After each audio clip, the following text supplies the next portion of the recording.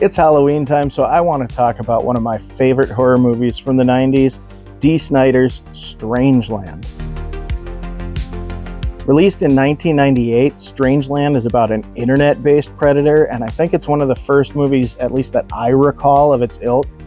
Dee Snider plays a predator named CaptHowdy, or at least that's what he calls himself in chat rooms. The story opens with him luring two unsuspecting teenage girls to a party where he abducts them.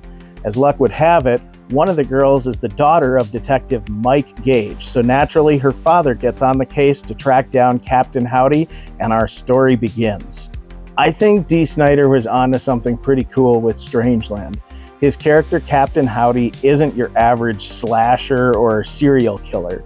He's got a weird fixation with the urban primitive lifestyle, which involves all kinds of ritualistic piercings and tattoos.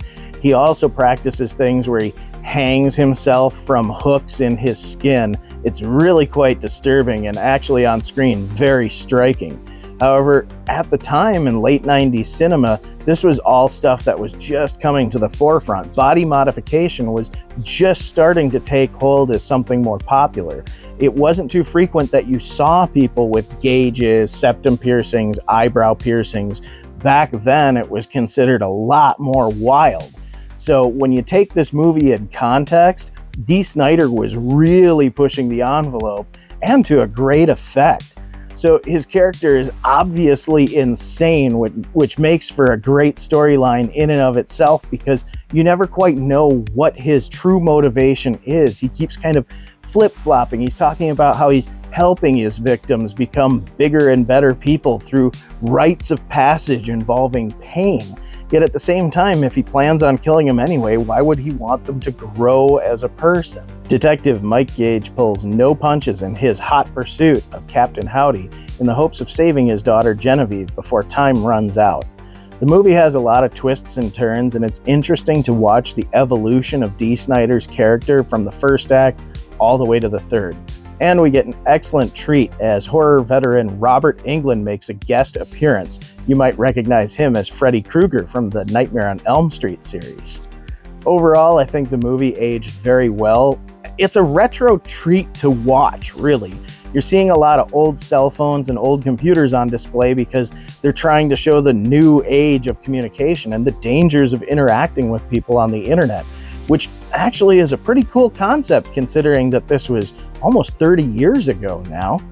Anyway, the movie's a lot of fun. The story will keep you guessing, and I don't want to get too far into the synopsis because it flips and flops, it twists, it turns, and that's what makes it fun.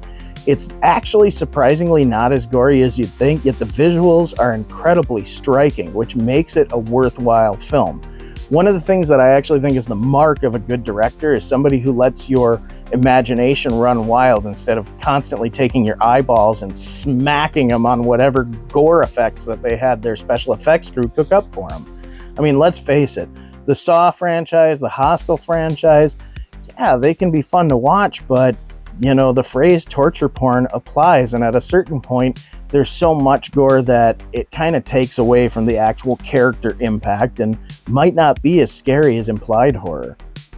Anyway, I think that Strangeland is definitely worth your time. It's a fun movie and perfect for a blast of nostalgia this Halloween.